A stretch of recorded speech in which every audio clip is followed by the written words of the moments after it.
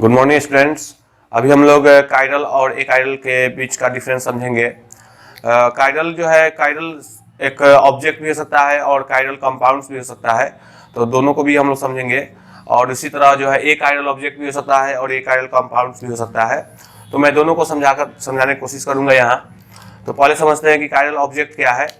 Object means कोई भी substance हो सकता है। तो the substance whose mirror image are non-superimposable with the object itself is known as chiral objects. For example, our hands, and the mirror image of our hands is not similar to the our hands itself, so it is the chiral objects.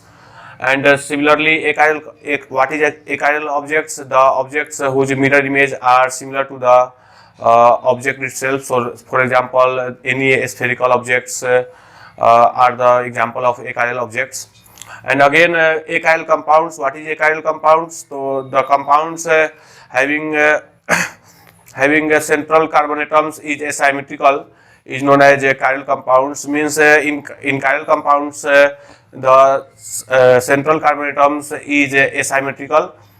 And in chiral compounds, achiral compounds, the central carbon atom is symmetrical carbon atoms.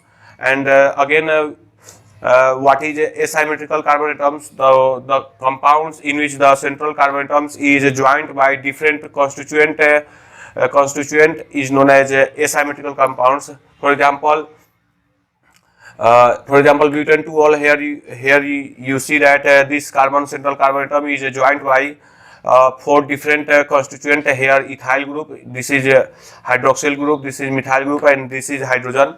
So this central carbon atom is joined by 4 different constituent atoms.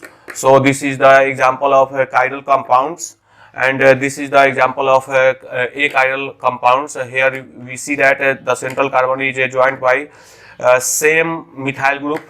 This is methyl group, this is methyl group. So this is the symmetrical carbon and this is the asymmetrical carbon. So for the chiral compounds, the central carbon atom should be asymmetrical, and for the achiral compound, the central carbon is symmetrical carbon atoms.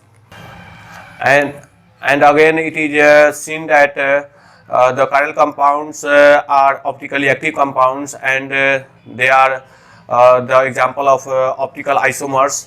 And such compounds which are optically isomers and also chiral are known as enantiomers. Okay, so we can say that the chiral compounds having optically active also is known as enantiomers, and the mixture of enantiomers in the same quantity is known as a racemic mixture.